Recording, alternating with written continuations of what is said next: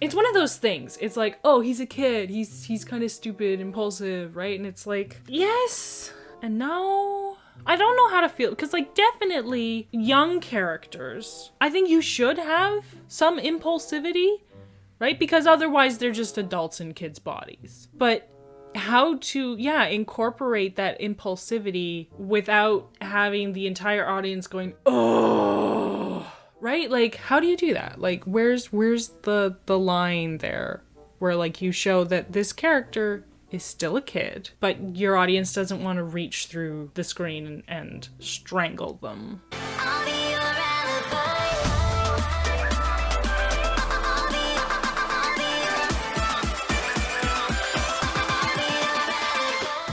So the next episode is called Idiot's Array. Oh, Should I be worried? That's actually a Sabacc term. Oh, right, that's that game. The Star Wars equivalent of poker. I think Idiot's Array is like the highest score you can get. Oh. I know that because I researched Sabacc for my sister's fanfic. So it's kind of like a royal flush. Something like that. It seems I'm all out of creds, so I'll bet my droid. And you know we need the credits. All right, do it. No one loves you, Chopper. Now please, introduce me to my new droid. Cameo aside, because we've already kind of discussed how Rebels is pretty bad for lots of cameos. Especially in season 1. But it's funny because here's when I finally remembered what Sabacc was, I was like, oh, like in Solo, that's how they do the thing. And then I should have realized they would throw Lando Calrissian in here. But also, given what we learned about Calrissian in Solo, the way he says, "Where's my new droid?" takes on a whole new meaning. You heard it, right? Like just that time with that context. This is a kid's show? Goodness gracious. It's amazing though. It's amazing how context like that changes everything. Because before Solo existed, I wouldn't have thought a thing about that. Mm-hmm. But now you do things with your characters and it recontextualizes things. Crazy how that works. Chopper wasn't yours to bet. Kanan said it was okay. And you should know better. Chopper is a member of this crew. Whoa. Ugh. You know, this is honestly giving me like Ahsoka in the Goldie arc vibes. Why are you defending this droid? At least she kind of has a reason, because I think she's had Chopper like since she was a kid. Yeah. But still, it's a droid. No, it's again, it comes back to this like, okay, how are we supposed to view droids? Are they living beings with feelings of their own, or are they just tin cans with programming? No different than the laptop we're watching this on. I need to pick up my cargo, and I don't want to keep my supplier waiting. Besides, if all goes well, there won't be anything for you good people to argue about. There's something about Lando's, like, maybe it's just been a while since I watched the original trilogy, but, like, I feel like they're not getting the voice right. And I'm noticing that, like, the animation for their expressions is, like, over-animated. Like, their faces are over-animated. Oh, their yeah. faces are constantly moving while they're talking, and you're just like, what is your face doing? Like, I get that you're trying to like be expressive, but it's just moving. I feel like in that aspect, maybe they were almost trying to like overcorrect for some of the mistakes they made early on with the Clone Wars, because everything in that show was so stiff, so they were very underexpressive. Mm-hmm. Yeah, no, and like I get that, but yeah, it's just like their face just keeps moving, and it doesn't work. It's distracting me, because it's like what is with your face? Why is this happening? It's like there's a balance that needs to be struck. And I'm worried that now that I've kind of noticed it, you're not gonna unnotice I'm not gonna be able to unnotice it. And we're only like in the first season. You're quite the pilot. That's the smoothest takeoff I've had in years. And you're quite the smooth-talking smuggler. Smuggler? Such a small word. Actually, now that you've pointed out his voice, who do they have voice him here? Because I have a feeling it's like the actual original actor. Billy D. Williams. Yeah, so it is the original actor. Yeah, I don't. What is it about how he speaks that bothers you? He's kind of got this like, I'm talking like this, and it's the tonal kind of like. I don't remember him talking that way in the original trilogy. Like, he sounds like a stoner, kind of. I'm sorry, I'm not seeing a difference from what I remember of his voice in the OT. Chopper, I need you to fix the signature modulator so we can get past the blockade.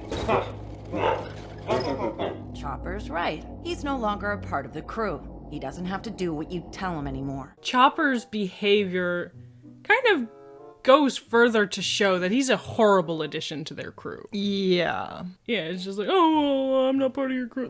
Like insert a living, breathing character into his position. I mean, it would make Zeb look worse for petting him.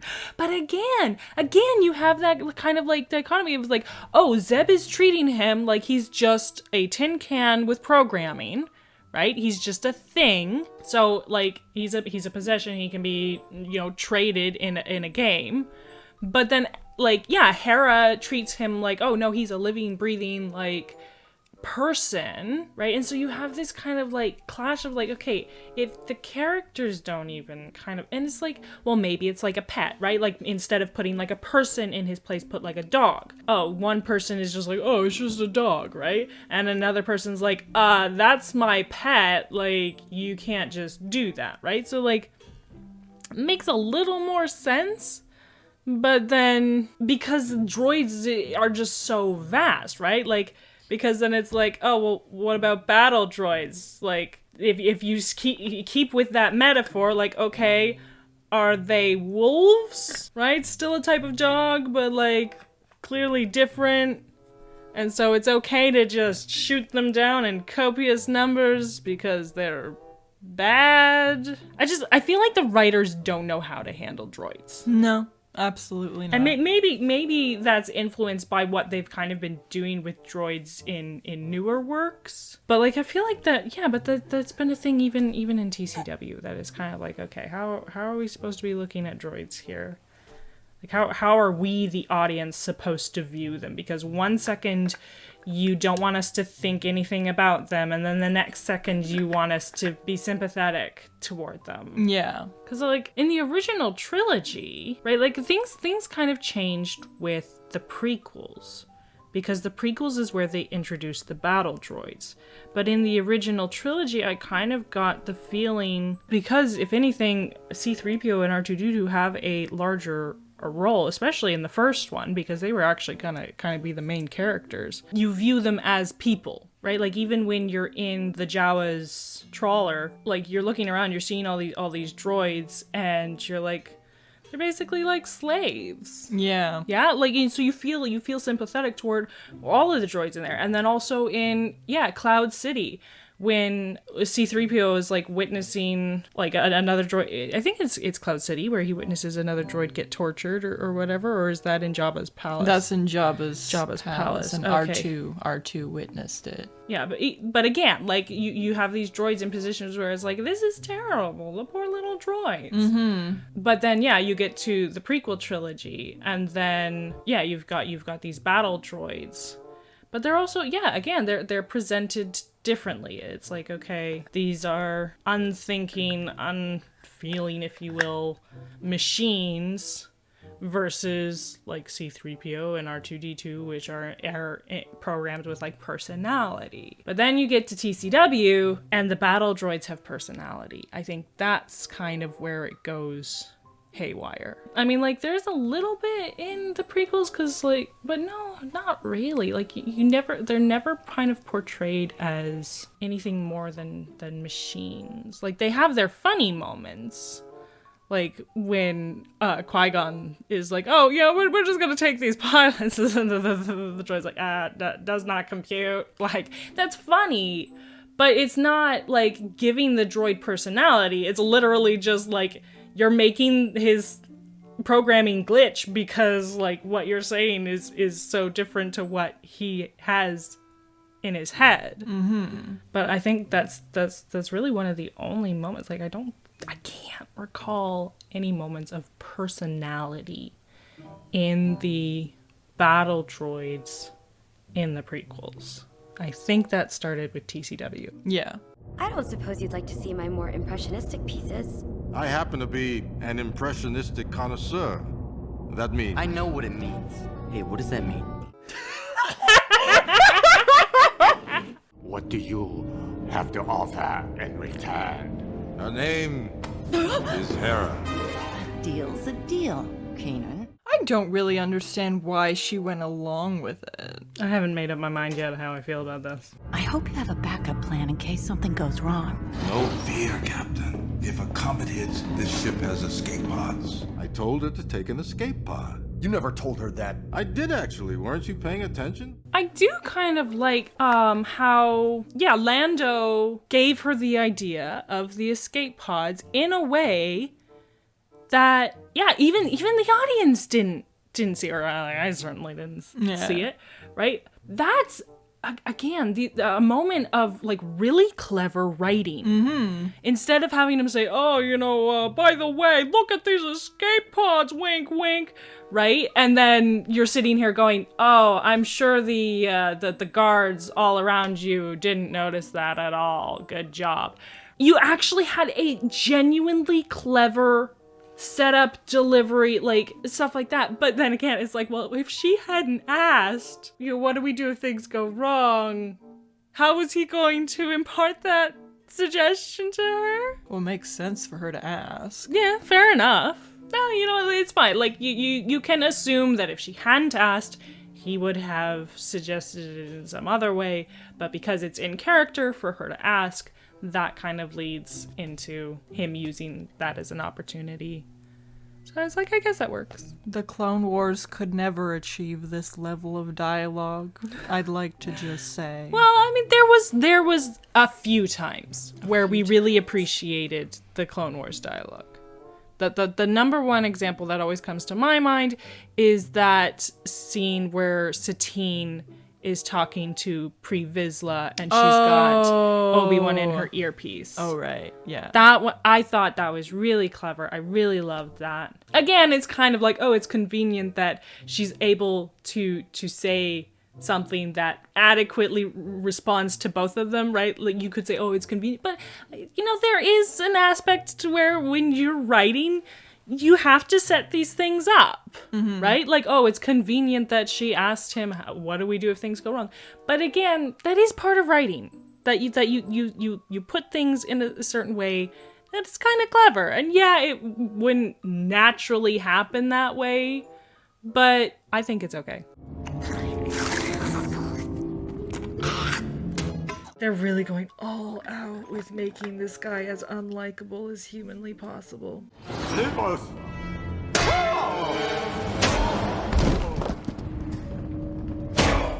That was a really useful tray. Why would you throw it away? And why are they suddenly in there? Yeah, I was gonna say, those two guys just kind of popped up out of nowhere. Calrissian said not to open it. Yes, he did. This episode has officially taken stupid for the sake of plot turn. I feel like it's in character for Zeb and Ezra to do something stupid like that. But yeah, like overall, this episode sucks. It sucks. Except for that one clever see, it was the same in TCW though, right? Like it'd be stupid, and then you'd have this glorious moment. And then stupid, and people seem to just remember the glorious moments. And they're like, no, it was incredible. It's like, but it wasn't. This episode is just weird. And I think it's because they just wanted to have a Lando cameo. And so then they're doing everything they can to craft a story around that. It's not working for me. Like I mentioned in between recordings that I found the scene with him and Sabine kind of weird. Like to me, it kind of came off as him flirting with her when she's like 16 years old. And like, I think that's kind of supported by the way that Ezra reacts. He gets jealous. Though it could just be like, well, he's jealous for her attention. He's not jealous because this other guy's like making moves on her. Or maybe he just kind of reads it that way because he's a kid, right? Like, so there is, it's not necessarily that like I'm interpreting it the right way or whatever, but like that's just the way it kind of came off to me. And I think it's because he was flirting with Hera, right? And then he goes to Sabine and he's kind of doing the same thing, right? Like flattering her and such like that. Well, your work is even more stunning. So it just came off kind of like weird to me, but maybe that, you know, again, what was the writer's intention, and did they successfully present their intention, right? To me, they if it was meant to be harmless, it didn't come off to me that way. And that's his character, right? Because that's how he is with Leia too, right? Like he's this ladies' man. That's his character. And so then when he's kind of acting that way with a 16-year-old, like I didn't notice a difference in how he was with Sabine versus like Leia and Hera and any other female in his vicinity. So to me, that was just kind of weird. But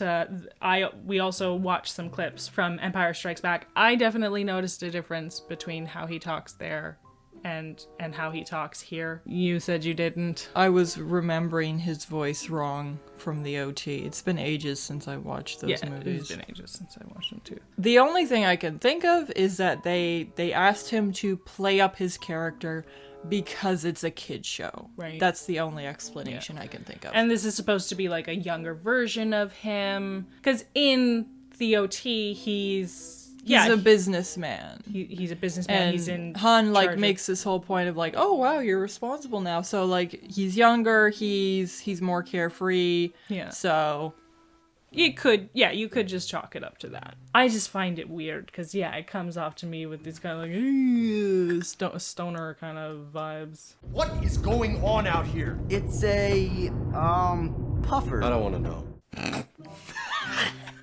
Why is that so funny? We've reached the blockade. Their scanners won't detect her, so long as your ship can mask its signature. You know it can't until you ask Chopper to fix it. Okay, when Kanan asked him to fix it at the beginning, I didn't realize the connection there. But now realizing that they knew that it was necessary to get past this blockade, and they wait until they're literally in the blockade to get it fixed. It's like, why would you be so stupid? Why wouldn't you fix it immediately to make sure that it was in good working condition before you got anywhere near the blockade? But they're doing this for the sake of doing it for tension, aren't they? Stupid for the sake of tension. This Corellian ship matches the description of the rebel craft we've been looking for. Okay, signature modulator's back online. And just in time. No, its signature reads the freighter Tontine. No. Yeah, no, that was dumb. Yeah, and like he literally watched it change in front of his eyes, and he's not like, oh, that's suspicious. Apparently not. Can we get some? I don't know, Are you maybe. serious? Yeah. Are they saying it's the exact same ship, but like different ID, different like? Because otherwise, you'd think the TIE fighters that are right beside it would be like, oh, this is a different kind of ship. I'm looking right at it. Obviously, they'd have to pick like the same model. Right. I could really use Hera on this side of the pig right about now. Yeah, I don't see that happening. My work. You'd pay. Oh, he'll pay. Kid, not a student. Good. I'm here. Okay. Yeah, no, So- this episode sucks. The other thing is that, like, when they're like, oh, Hera can't get to the pipe, I'm like, there's enough space for her to, like, crawl under that thing. But then I was like, well, nobody's doing it, so I guess there's not. Maybe it just looks like more, but, like, the characters couldn't actually. But then, yeah, he starts climbing over top of it, and it's like, okay, so there was space. Mind you, he's a kid, she's an adult, so maybe she wouldn't fit. He does, but, like, But then, yeah, it's also like, why did he try to go over top instead of underneath? It's one of those things. It's like, oh, he's a kid. He's kind of stupid, impulsive, right? And it's like, yes and no. I mean, like, I don't know how to feel. Because, like, definitely young characters, I think you should have some impulsivity, right? Because otherwise they're just adults in kids' bodies. But how to, incorporate that impulsivity without having the entire audience going, oh, right? Like, how do you do that? Like, where's the line there where, like, you show that this character is still a kid, but your audience doesn't want to reach through the screen or page and strangle them. I'm trying to think. I'm going back to, like, Avatar: The Last Airbender, because, like, they have a whole bunch of kid characters. And, like, they are impulsive, but you never want to reach through the screen and strangle them. Like, sometimes you're going, oh, no, you shouldn't do that. But, like, it doesn't make you dislike their character. True, yeah. I'm curious. What do you guys think? Why do you think certain impulsive things work and others don't? Where for you is like a good example and a bad example, and like, I don't know, maybe I'll make a video on this and dive into this topic. I just get curious about these things. And it's like, well, if I'm gonna do all the work of like researching everything, I may as well write it all out and put it out there for the world to maybe get something out of it too. This is what instruments are for. When you can't see with your eyes, you see with your instruments. You don't strain your eyes harder. You look down at your computer. Oh, there's right there. Okay. All right, enough with the divide and conquer. You think by setting us against each other, you'll keep us off balance enough to get what you want? To give Hera some credit, even though I was confused by, like, why she decided to go along with Lando's weird plan, I do think it's cool how she really took things in stride, like, on the fly. And the fact that, like, to Lando here, she was just like, nah, I see what you're doing, it's not gonna happen. Yeah. I do appreciate that. I'll give her credit for that. So, way to take what I was gonna say, steal my thunder. Because like I feel like they've done a good job with her in this episode, that she's like on top of the ball, she's rolling with the punches, and then she catches on to his game here and she shuts it down. As for her motivation for going along with Lando's plan, at the beginning they did establish they need money. Right? And so then she knows, okay, if I screw up this whole deal, we're not getting paid. It could put us in danger because they're surrounded by guys with guns. And if she's like, what are you talking about, Lando? That wasn't, like, I'm not your, prize to give away, whatever, right? Like, so, like, I feel there's enough motivation that her playing along with it made sense. There you go. Props to her for not pulling an Ahsoka. Yeah. We don't want you inflating it again. Hey, it wasn't my fault. It's your face's fault. They do have good humor. Yes, I love their humor. As Morgan? Was the voice crack? I knew where you were headed. But the ship, you couldn't have hidden it anywhere close. Did you walk here? You don't walk anywhere. And it's like, I couldn't help but think, like, from the moment that Hera bailed, it's like, do you seriously think this isn't gonna come back to bite you? Right, yeah. And, like, what, Calrissian, like, how did you get, was that kind of lampshading it? You know what, it probably was. Yeah, that's kind of dumb. Plus this ship and this crew as compensation for my sore feet. I know this guy's voice. Oh yeah, Kung Fu Panda. Okay. He was the dad, the goose. Yes. I love how they have like 1, 2, 3. Like they had 5 people shooting at them, and they were just all standing in a group completely out in the open. Yep. They just duck and they're fine. Apparently. Okay, cool. Chopper, don't hide there in the fuel canister. Chopper, please hide there. Hide there. Hey, mine doesn't do that. I love how his head is like poking out over the box and no one's like trying to hit him. He's got conversations he needs to have, apparently. Up until now, he's had his little, like, wrist rocket. Yeah. And so I guess now he's got his own gun. But, like, I don't, because it's not like a blaster shot. Like, it's like an energy thing. It was the same with his wrist rocket, yeah. Yeah. We don't need to know how it works. I'm just curious how it works. That's convenient. Yep, that's very convenient. I was gonna say, like, wouldn't that kind of put it in greater harm and it's valuable? I was gonna say, like... Let's make it a bigger target. A bigger target. That was really dumb. Yes, That was really dumb.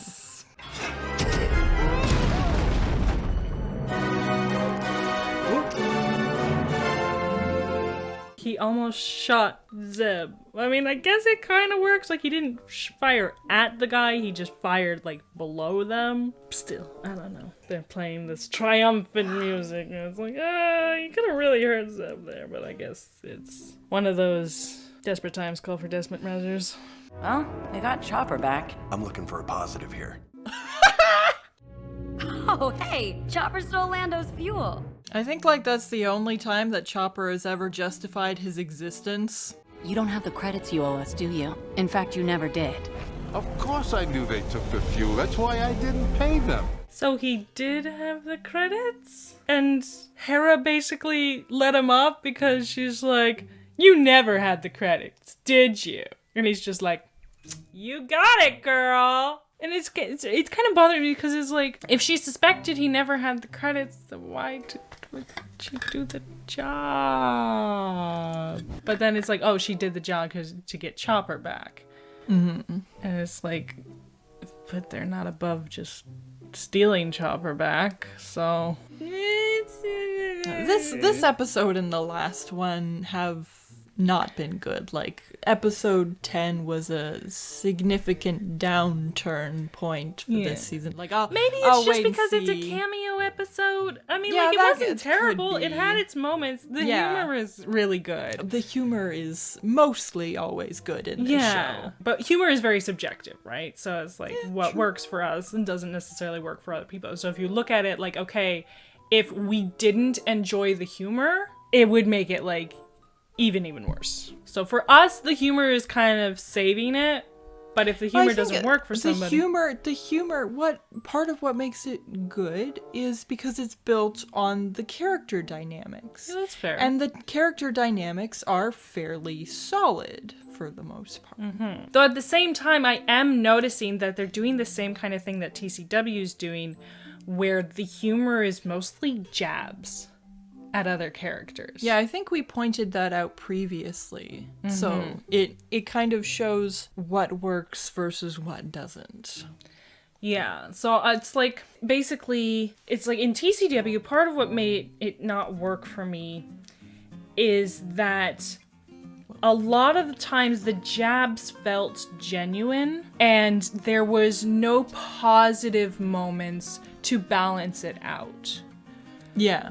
In this, the jabs feel very sarcastic in that, like, obviously, Kanan and Ezra would not be okay with Zeb dying. That's clear. But they're acting like it would be. And so you know it's sarcastic, you know it's fake. And things like, you scared her with your face, right? Like, that's just kind of friendly rivalry kind of ribbing, right? Like, that doesn't feel like a personal attack. I mean, like, in this, like, I'm just thinking of, like, how Ahsoka would cut down Anakin during the Slavers arc when she's like, try to be a good master, like, you make a better, like, she's basically insinuating, no, you make a better slave than a master in context of everything of his past, and she knows that, and they're like in this situation, that's what she chooses to say, right? And then also again with Lux, when she's like, oh, I hope I don't have to meet you on the battlefield because it won't end well for you,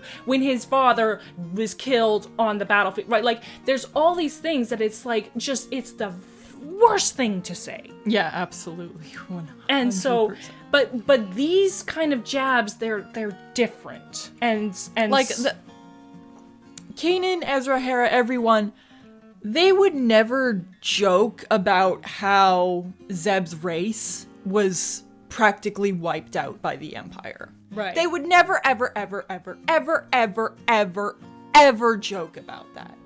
They wouldn't even come close to that. Ahsoka absolutely would and has done that sort of thing. Yeah, that's a good way to put it. But I also feel like very, very seldomly do we get positive moments between Anakin and Ahsoka and Obi-Wan, right? Like it's usually just this underhanded kind of like banter that's always putting each other down.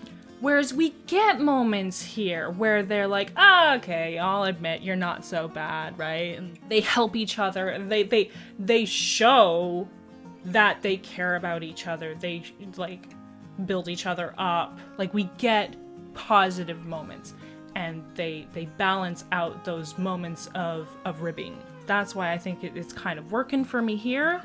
Because it's like, yeah, I don't have anything against that kind of humor inherently. It's that the way they did it in TCW, it just does not work. Because they haven't built up those character dynamics well enough. That was very smooth. That was very planned. That was... yes, absolutely. Do the things. Do the things. Do the things. Do the things. You gotta do your thing. Yeah. Patreon, comment, subscribe, like, share. I still haven't the super thanks. Super thanks. I give up. No. Okay, this thing is really annoying me. I hate it so much. It hit me on the head when I first sat down. Now it keeps creeping. I can just hear it sneaking up on me. It's gonna hit me again. I'm done. But the free advertising. If you want to advertise, then actually do like a little advertisement thing. I'm not having it behind me. Solar panels are nice. You should buy them. There, we're done. Okay. Happy. Now I feel sorry for Nope. Don't feel sorry for it. If you feel sorry for it, it's because you're stupid. It has no feelings. In the middle of the night, I'm going to look up Empire Strikes Back. And I'm gonna watch all of the Lando scenes. Why don't you just go to YouTube, Oh. type in Lando Calrissian scenes, and voila. Just because you're smarter than me doesn't mean you get to rub it in.